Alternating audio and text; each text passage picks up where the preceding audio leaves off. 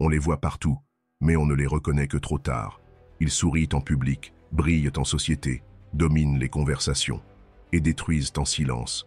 Steve Jobs, génie reconnu, était décrit par ses proches comme tyrannique, manipulateur, froid.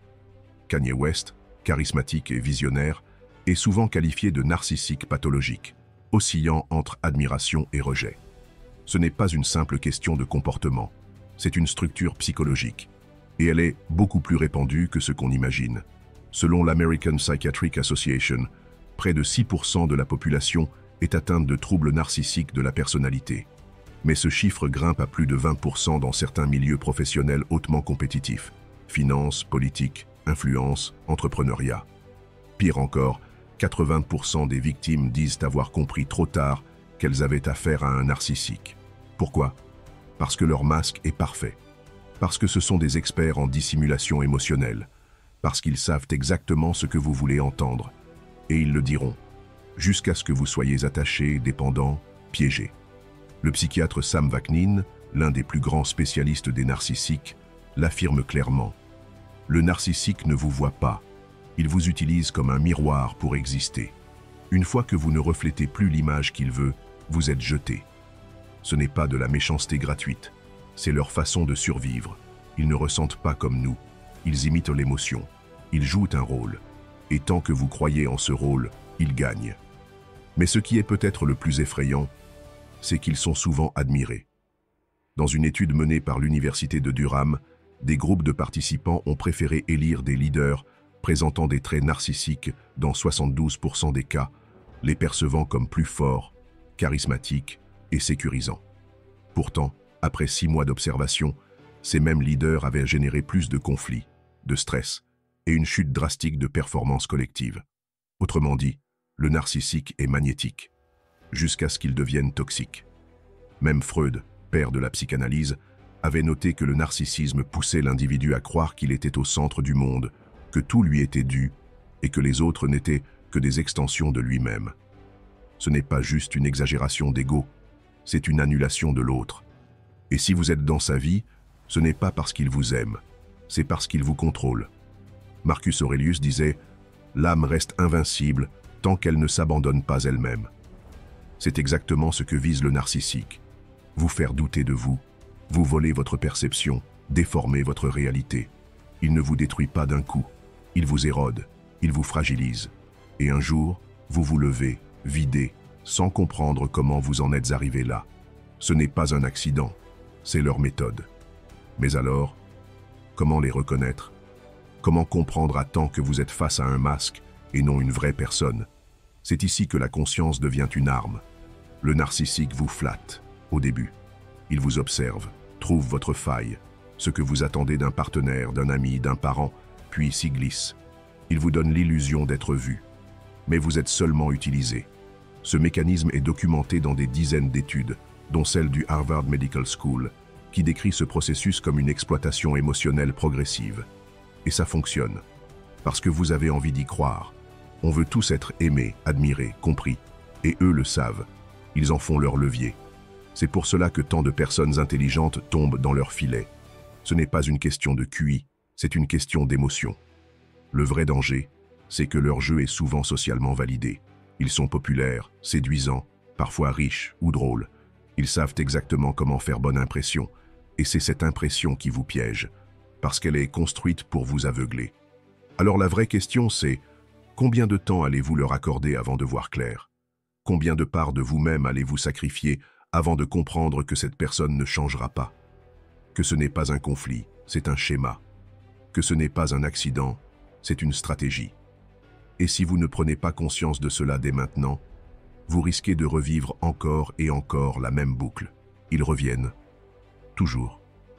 Comme s'ils savaient exactement quand.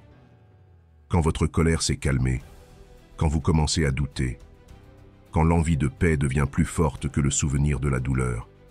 Et ils savent quoi dire. Juste ce qu'il faut. Pas trop peu. Une excuse floue, un regard sincère, une phrase qui semble venir du cœur. J'ai changé. Et vous voulez y croire. Parce que tout au fond, vous avez besoin d'y croire. Mais pourquoi? Pourquoi revient-on vers ceux qui nous ont brisés? Pourquoi leur pardonne-t-on encore, même lorsqu'ils ont piétiné notre dignité? La réponse est simple et brutale. Nous sommes programmés pour ça. Des études en neurosciences, comme celle publiée dans Frontier in Psychology, montrent que le cerveau humain a un biais naturel vers la réconciliation. Le pardon active les circuits de récompense. Il apaise, il calme l'anxiété, il redonne de l'ordre au chaos. Et c'est cette sensation de soulagement qui nous pousse à justifier l'injustifiable. Ce n'est pas la logique qui nous pousse à pardonner. C'est la peur de l'instabilité, de la solitude, du vide. Le psychologue clinicien Shahida Arabi, spécialiste des traumatismes narcissiques, l'explique parfaitement. Le pardon devient un mécanisme de survie émotionnelle. On ne pardonne pas parce qu'on approuve, on pardonne parce qu'on veut retrouver notre équilibre intérieur. Mais ce réflexe est catastrophique avec un narcissique, car il n'y voit pas un geste d'amour, mais une faiblesse à exploiter. Il faut comprendre que ces personnalités ne sont pas sensibles au remords. 85% des narcissiques ne présentent aucun signal neurologique de culpabilité réelle, selon une étude de l'université de Cambridge. Ils peuvent imiter la honte, mais ne la ressentent pas. Ils peuvent pleurer, mais ce sont des larmes d'opportunisme, pas de transformation intérieure. Ils reviennent non pas pour réparer, mais pour reconquérir. Et vous, de votre côté, vous êtes vulnérable. Parce que vous espérez, parce que vous avez investi du temps, de l'amour, des efforts. Vous ne voulez pas croire que tout cela n'a servi à rien, que cette personne que vous avez aimée est un miroir vide. Vous espérez encore qu'il y ait un vrai lui derrière, un qui souffre, qui regrette. Mais non, il n'y a pas de vrai lui. Il n'y a que le personnage du moment, celui qui vous fera baisser la garde. Encore, c'est ce qu'on appelle la cognitive dissonance, décrite par le psychologue Leon Festinger. Votre esprit refuse l'idée que vous ayez pu vous tromper si lourdement. Alors il cherche des excuses, il réécrit l'histoire, il transforme les cris en erreurs passagères, les mensonges en maladresse, les humiliations en malentendus. Et pendant ce temps, le narcissique vous observe, il voit votre combat intérieur, et il s'y glisse. Même des figures de sagesse comme le Dalai Lama mettent en garde, le pardon n'est pas un oubli. Le pardon ne signifie pas permettre à l'autre de recommencer. Pourtant, c'est ce que nous faisons. Parce que nous confondons pardonner et excuser, tourner la page et rouvrir la porte. Le stoïcisme, lui, est implacable sur ce point. Épictète le dit sans détour. Ce qui ne dépend pas de toi ne mérite ni colère ni pardon. Il mérite l'indifférence. Il n'y a pas de vertu à pardonner une personne qui n'a aucune volonté de changement. Il n'y a que perte de soi. Mais ce piège émotionnel est complexe, parce qu'il repose sur des besoins humains profonds, l'attachement, la validation, le désir d'un récit harmonieux. Nous sommes élevés à croire que le pardon est noble, que pardonner c'est guérir. Et dans beaucoup de cas, c'est vrai. Mais pas ici. Avec un narcissique, le pardon devient une boucle de répétition traumatique, une prison mentale. Et chaque fois que vous leur laissez une chance, vous renforcez leur emprise. Une étude menée sur des victimes de relations toxiques a montré que plus elles pardonnaient, plus l'abus s'intensifiait. Non pas malgré le pardon, mais à cause de lui. Le narcissique interprète le pardon comme un feu vert. Un tu peux recommencer, et il recommencera. Toujours. Parce que c'est sa nature. Parce qu'il ne voit pas en vous un être humain, mais une ressource. Alors pourquoi leur pardonne-t-on encore? Parce qu'on a peur d'être seul. Parce qu'on a honte d'avoir été dupé. Parce qu'on a oublié notre propre valeur. Et parce qu'on espère que cette fois, ce sera différent. Mais ce ne sera pas différent. Il ne changera pas. Ce qui peut changer, en revanche, c'est votre regard. Et c'est ce que nous allons faire, dès maintenant. Chaque fois que vous pardonnez un narcissique, ce n'est pas lui que vous sauvez.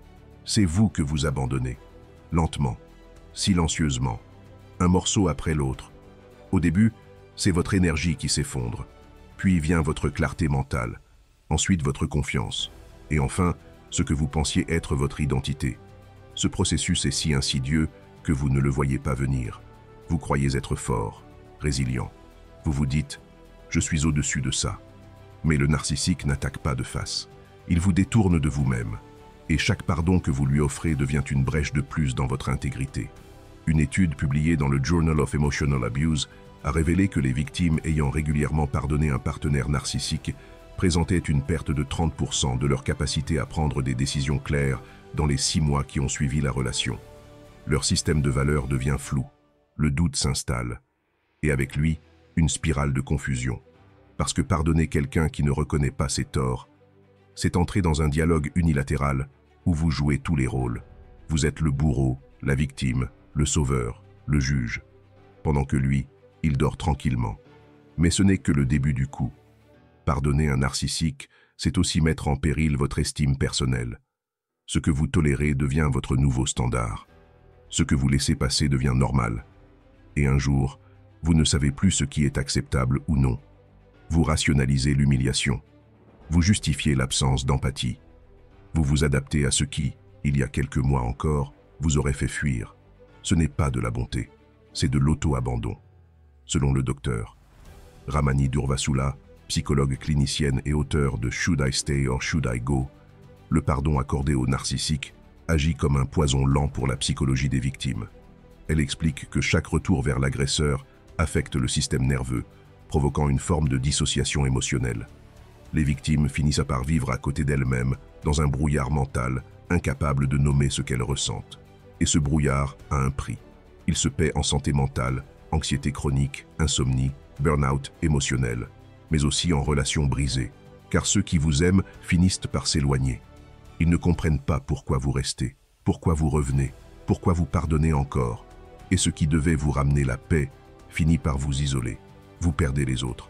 Mais surtout, vous vous perdez vous-même. Le stoïcien Sénèque écrivait « Celui qui souffre d'être trahi sans tirer de leçons est complice de sa propre blessure. » Et cette phrase fait mal, parce qu'elle nous remet face à notre responsabilité. Non pas celle de l'abus, jamais, mais celle de continuer à nourrir le lien avec celui qui abuse. Ce n'est pas une faute morale, c'est une tragédie humaine. Et pourtant, on persiste. On se dit que peut-être, cette fois sera différente. On se raccroche à un souvenir, un regard, un message qui semblait sincère. On veut croire que le changement est possible. Mais ce que vous perdez en continuant à pardonner n'est pas seulement une illusion. C'est votre temps de vie. Une étude de l'Université du Michigan montre que les personnes ayant été engagées dans des relations toxiques pendant plus de 2 ans ont un niveau de cortisol, l'hormone du stress, supérieur de 24% à la moyenne. Cela augmente le risque de dépression, de maladies cardiovasculaires et même de cancer. Oui, le pardon mal placé vous détruit physiquement. Mais ce n'est pas tout. Chaque pardon devient aussi un message silencieux envoyé à votre inconscient. Je ne mérite pas mieux. Et ce message devient une croyance, une identité. Vous commencez à penser que les relations sont censées faire mal, que l'amour est synonyme de lutte, que le respect est facultatif. C'est là que le narcissique gagne. Pas quand il vous crie dessus, pas quand il vous ment, mais quand vous vous adaptez, quand vous commencez à penser que c'est vous le problème, que vous êtes trop sensible, trop exigeant, trop compliqué. Et pourtant, vous n'avez jamais demandé l'impossible, seulement la base, la sincérité, la bienveillance, le respect. Ce n'est pas trop, mais pour lui, c'est déjà trop, parce que ça le force à se regarder. Et il ne veut pas. Alors vous payez, et vous continuez de payer, à chaque seconde où vous lui laissez une place dans votre esprit. Le pardon est sacré, mais il ne doit jamais être offert à celui qui le transforme en permission. Ce que vous perdez en pardonnant un narcissique, ce n'est pas juste du temps, c'est votre centre, votre axe, votre lumière. Et si vous continuez, vous ne saurez même plus qu'elle a existé. Mais cette lumière, elle peut revenir, elle est là, silencieuse, en vous. Il suffit de choisir de ne plus laisser l'ombre entrer. Imaginez un instant, Épictète, l'un des plus grands maîtres du stoïcisme, ancien esclave devenu philosophe face à un narcissique. Pas un débat, pas une colère, pas une tentative d'explication. Juste un regard, un silence. Puis il tourne les talons, sans mots, sans drame. Il ferme la porte et ne la rouvre jamais. Pourquoi? Parce que la liberté intérieure ne se négocie pas. Elle se protège et surtout, elle se choisit. Le stoïcisme n'est pas une philosophie douce, c'est une arme, une vision du monde où l'on apprend à ne plus donner de pouvoir à ce qui n'en vaut pas la peine. Face à la manipulation, face au vide émotionnel d'un narcissique, Épictète n'aurait pas plaidé la compréhension, ni même le pardon. Il aurait dit simplement « Ce qui ne dépend pas de toi, oublie-le. » Et le narcissique ne dépend jamais de vous. Car voilà la vérité que beaucoup refusent d'entendre. Vous ne changerez jamais un narcissique. Pas avec de l'amour, pas avec de la patience, pas avec des excuses, parce qu'il ne vit pas dans la même réalité. Ce qu'il cherche, ce n'est pas la paix, c'est le contrôle. Et tout ce que vous lui donnez, attention, pardon, temps, devient une monnaie qu'il transforme contre vous. Les stoïciens l'avaient compris depuis longtemps. Ils enseignaient la maîtrise de soi, pas la maîtrise des autres. Épictète disait « Tu n'es pas en colère à cause de ce qu'il a fait. Tu es en colère parce que tu crois que ce qu'il a fait te concerne. » Et c'est là le nœud. Un narcissique ne mérite même pas votre colère. Il mérite votre absence. Ce détachement, ce calme froid, ce choix de ne pas nourrir le chaos, c'est l'arme ultime du stoïcien. Face à quelqu'un qui cherche à vous aspirer dans un jeu émotionnel, le stoïcien ne joue pas. Il quitte la table. Et c'est là que le narcissique perd tout son pouvoir. Dans Les Pensées pour moi-même, Marc Aurèle écrit « La meilleure vengeance, c'est de ne pas lui ressembler. » Cette phrase, aussi simple soit-elle, est une bombe de lucidité. Le narcissique vous pousse à vous justifier, à douter, à exploser, à devenir instable. Il vous tire vers le bas, émotionnellement, psychologiquement. Mais si vous tenez bon, si vous restez centré, vous devenez intouchable. Des études modernes viennent d'ailleurs confirmer cette sagesse millénaire. L'université de Stanford a démontré que les personnes pratiquant la philosophie stoïcienne dans leur quotidien, à travers des exercices de détachement, d'observation et de silence intérieur, voient une baisse de 45% de leur stress chronique lié aux relations toxiques. Parce qu'elles ne cherchent plus à corriger l'extérieur, elles reprennent la souveraineté de leur esprit. Et cette souveraineté, un narcissique ne peut pas la supporter. Quand vous commencez à ne plus réagir, à ne plus chercher à comprendre, à ne plus espérer, quelque chose se passe. Vous devenez opaque, indéchiffrable, incontrôlable. Et pour un narcissique, c'est l'enfer. Il ne peut plus vous manipuler. Il ne peut plus vous affecter. Il ne peut plus vous atteindre. Le stoïcisme ne vous dit pas d'être froid ou sans cœur. Il vous dit d'être lucide. Il vous enseigne que votre paix est plus précieuse que leur pardon, que vous ne devez rien à celui qui refuse d'évoluer, et surtout, que vous n'avez pas à rattraper quelqu'un qui choisit la destruction. Tant que vous continuez à penser que vous pouvez le sauver, il vous tiendra en laisse. Tant que vous croyez qu'il a un cœur caché quelque part, vous resterez vulnérable.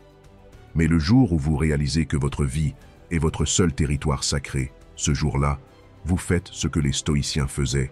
Vous sortez du théâtre, vous quittez la scène, vous laissez le comédien parler seul, et vous ne revenez plus. Épictète ne vous aurait jamais conseillé de pardonner un manipulateur. Il vous aurait dit ceci: tu ne peux pas éviter les serpents, mais tu peux refuser de leur tendre la main. Ce n'est pas de la cruauté, c'est du discernement. Ce n'est pas de la vengeance, c'est de la préservation. Et quand vous aurez goûté à cette clarté, à cette liberté silencieuse, vous ne tolérerez plus jamais qu'un être creux vienne troubler votre paix. Vous ne serez plus là pour les batailles, vous serez déjà loin. Il n'y a rien de plus terrifiant pour un narcissique que votre silence. Pas vos cris, pas vos reproches, pas vos justifications. Non, ce qu'il redoute le plus, c'est ce moment précis où vous cessez de répondre. Ce moment où vous n'êtes plus là pour alimenter son jeu. Ce moment où son pouvoir meurt dans votre indifférence. Car le narcissique vit de réactions. Il se nourrit de votre énergie. Il provoque des émotions pour exister à travers elles. Il insulte pour que vous criez. Il disparaît pour que vous le cherchiez. Il ment pour que vous le confrontiez. Il fait tout pour que vous vous exprimiez. Parce que tant que vous le faites, il existe dans votre esprit. Mais le silence tue ce lien. Une étude publiée dans Personality and Individual Differences révèle que l'indifférence provoque une réaction cérébrale plus forte que la confrontation chez les personnalités narcissiques. Leurs scans montrent une activité accrue dans l'amygdale, la zone liée à la peur et à l'insécurité, quand leur partenaire adopte une attitude de retrait total. Autrement dit, votre absence les fait trembler, car elle met en lumière une vérité qu'ils refusent de voir. Ils n'ont aucun contrôle. Ils ont besoin de vous pour continuer à jouer leur rôle. Sans public, l'acteur se fige. Sans auditeur, le manipulateur devient invisible. Et c'est cette invisibilité qui les consume. Ils veulent provoquer, pas se faire ignorer. Ils veulent détruire, pas se faire effacer. Votre silence est plus qu'une absence de mots. C'est une reconstruction intérieure. C'est une décision, un choix de ne plus entrer dans leur monde déformé. Et pour eux, c'est une rupture totale. Ils perdent leur miroir, leur échappatoire, leur proie. Et ils paniquent, car ils savent que le silence n'est jamais anodin. Il est le signe que vous avez compris, que vous avez vu clair, que vous n'avez plus besoin d'eux pour vous sentir entier. Beaucoup pensent que le silence est une faiblesse, une fuite. Mais dans une relation avec un narcissique, c'est tout l'inverse. C'est un mur de granit, une fermeture définitive, une déclaration silencieuse. Tu n'es plus une voix dans ma tête, tu n'as plus accès à mon monde. Le stoïcisme, encore une fois, appuie cette stratégie avec une force inébranlable.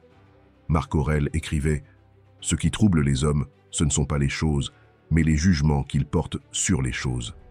En vous taisant, vous retirez le jugement, vous retirez la charge émotionnelle, vous transformez l'abus en néant. Et le néant, c'est le pire des châtiments pour celui qui voulait être au centre de tout. Même les neurosciences l'ont confirmé, le silence est un déclencheur d'anxiété extrême chez les profils narcissiques, parce qu'ils ne peuvent plus anticiper. Plus vous êtes prévisible, plus ils vous manipulent. Mais dès l'instant où vous coupez toute interaction, toute justification, tout signal, vous devenez impossible à décoder. Et ce flou, pour eux, c'est un abîme. Ils essaieront alors de revenir, doucement ou violemment, en se faisant passer pour des victimes, en vous accusant d'être froid, cruel, distant. Ils diront que vous avez changé, que vous êtes devenu égoïste, parce qu'en réalité, vous avez brisé la dynamique qu'ils maîtrisaient depuis le début. Et c'est exactement ce qu'il faut faire. Une étude de The National Domestic Violence Hotline montre que les victimes ayant pratiqué le no-contact total pendant 30 jours ont vu une amélioration nette de leur santé mentale, avec une diminution de 60% des symptômes anxieux et dépressifs. Parce que le silence n'est pas une fuite, c'est une guérison active. Le silence, c'est retrouver son axe, c'est réapprendre à penser sans bruit parasite, c'est retrouver une forme de pureté mentale, une distance qui clarifie tout. C'est là, dans cette absence d'interaction, que votre pouvoir se reconstruit, non pas dans la revanche, mais dans la maîtrise. Et c'est pour cela qu'il est si puissant. Ce n'est pas un cri de guerre, ce n'est pas une punition, c'est un choix de paix radical, une paix que le narcissique ne pourra jamais connaître, parce qu'il vit dans la tempête. Mais vous pouvez sortir de cette tempête, en ne laissant plus rien vous aspirer. Plus vous êtes silencieux, plus vous êtes solide, plus vous êtes distant, plus vous êtes clair, et plus vous êtes indifférent, plus vous êtes libre. Il y a un moment précis, un point de bascule. Vous ne vous en rendez pas compte sur le coup, mais il change tout. C'est le moment où vous ne répondez plus, où vous ne justifiez plus, où vous ne pardonnez plus. Pas par vengeance, pas par haine, mais parce que vous avez compris. Et à partir de cet instant, quelque chose en vous s'enclenche, quelque chose de profond, d'irréversible. La personne qui ne pardonne plus un narcissique, c'est celle qui a retrouvé sa lucidité. Elle ne cherche plus la paix à travers l'autre. Elle ne veut plus être comprise par quelqu'un qui ne ressent rien. Elle cesse de mendier l'amour et commence à le reconstruire de l'intérieur. Et c'est là que commence la transformation. La première, c'est la clarté mentale.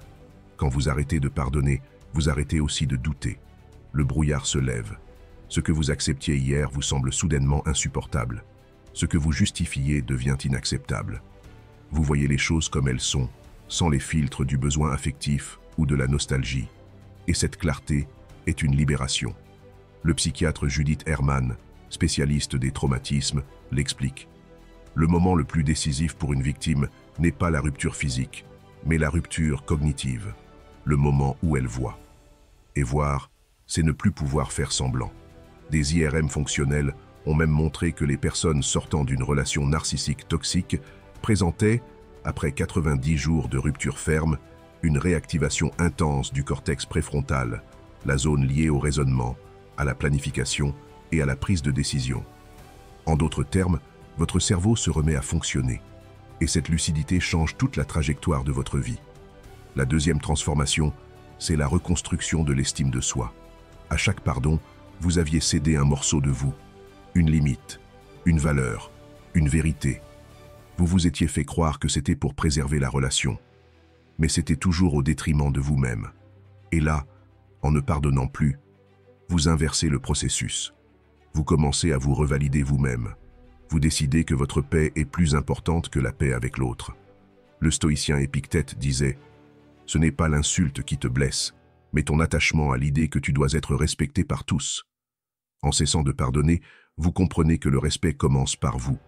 Vous ne pouvez pas exiger des autres ce que vous ne vous accordez pas.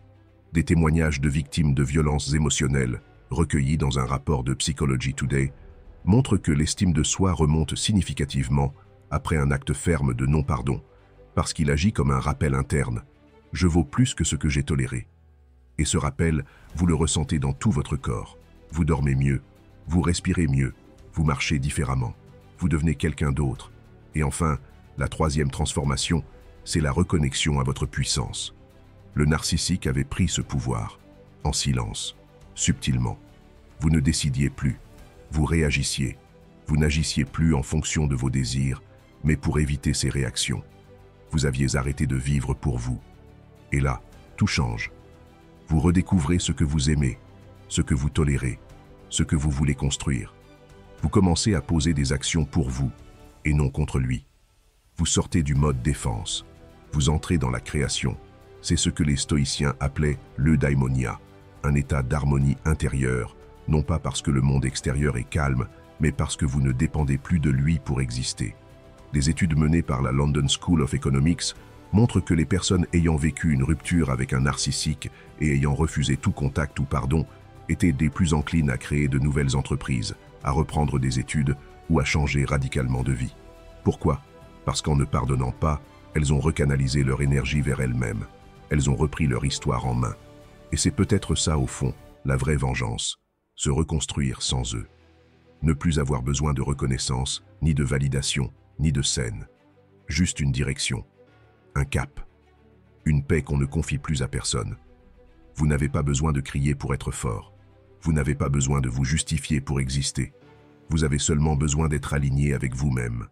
Et ce choix, ce refus de pardonner, ce silence, c'est votre point de départ. Ce n'est pas de la haine, c'est une renaissance. On nous a appris que pardonner, c'était noble, que c'était la dernière marche vers la sagesse, que cela prouvait qu'on était au-dessus. Mais personne ne nous a jamais dit à qui pardonner, ni quand, ni pourquoi. Alors, on a confondu tout. On a pardonné des gens qui n'étaient même pas désolés. On a pardonné des actes qu'on n'avait même pas eu le temps de comprendre. On a pardonné pour ne plus souffrir.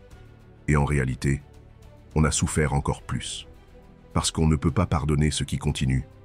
On ne peut pas pardonner ce qui ne s'excuse pas. Et surtout, on ne peut pas pardonner quelqu'un qui ne voit même pas ce qu'il a fait. Le narcissique ne s'excuse pas. Il manipule, il déforme, il rejette la faute, il retourne la situation. Alors pourquoi lui offrir un acte aussi sacré que le pardon? La vérité, c'est que le pardon ne s'adresse jamais à lui.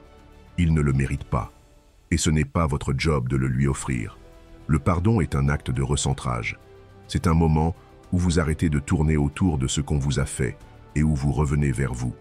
Mais attention, ce n'est pas un pardon vers l'autre, c'est un pardon envers soi. Le vrai pardon, ce n'est pas « je te libère », c'est « je me libère de toi ». Et ça change tout. Pardonner un narcissique en pensant que cela va apaiser la relation ou le faire évoluer, c'est comme mettre de l'eau sur un feu qui ne brûle que pour vous détruire. Il ne ressentira rien, il ne comprendra rien, il ne changera pas. Il enregistrera juste une chose: je peux recommencer. Les études du docteur George Simon, spécialiste mondial des personnalités manipulatrices, sont claires. Les narcissiques interprètent les actes de pardon comme une forme d'acceptation, pas comme un message de paix, pas comme un appel à la conscience, non, comme un feu vert. Et tant qu'ils ont ce feu vert, ils avancent. Sur vous. Alors pourquoi continuer? Pourquoi leur donner ce pouvoir? Parce qu'on a peur de devenir amer. Parce qu'on nous a dit que ne pas pardonner, c'était rester prisonnier. Mais la réalité, c'est que ce n'est pas le pardon qui libère, c'est la conscience. Ce n'est pas le fait de dire « je te pardonne » qui met fin à la douleur. C'est de voir clair, de reprendre les rênes, de refuser que ça recommence. Marc Aurèle, l'empereur stoïcien, disait « Tout ce qui arrive est nécessaire, et ce qui ne dépend pas de moi ne doit pas me posséder. » Le narcissique est une tempête qui ne dépend pas de vous. Et c'est justement pour cela qu'il ne doit plus avoir aucun pouvoir sur vous. Ni par la peur, ni par la colère, ni par l'amour, ni même par le pardon. Le pardon, dans une relation saine, c'est un pont, une main tendue, une ouverture à la guérison partagée. Mais face à un être qui nie la réalité, qui refuse l'introspection, qui utilise la vulnérabilité comme un levier, ce pont ne mène nulle part. Vous y marchez seul. L'autre vous regarde tomber. Alors non, vous ne pardonnerez pas. Pas cette fois. Parce que vous n'êtes plus dans cette dynamique. Parce que vous ne voulez plus rien de lui. Pas d'excuses. Pas d'explications. Pas même de reconnaissance. Vous voulez vous. Et ce choix est une révolution. Quand vous arrêtez de vouloir comprendre, vous commencez à guérir. Quand vous arrêtez de vouloir être compris, vous commencez à exister. Quand vous arrêtez de pardonner ceux qui ne méritent pas votre paix, vous commencez à bâtir un espace où vous êtes en sécurité. Le narcissique ne peut pas être rééduqué par votre bonté. Il ne changera pas parce que vous avez pardonné. Il ne deviendra pas un être saint parce que vous avez souffert avec dignité. Ce n'est pas une histoire de justice, c'est une histoire de réalité. Et dans cette réalité, vous avez un pouvoir immense, celui de ne plus répondre, celui de ne plus chercher, celui de ne plus donner. Pas de pardon, pas de dernière chance, juste vous au centre, votre voix, votre paix, votre présence, et c'est amplement suffisant.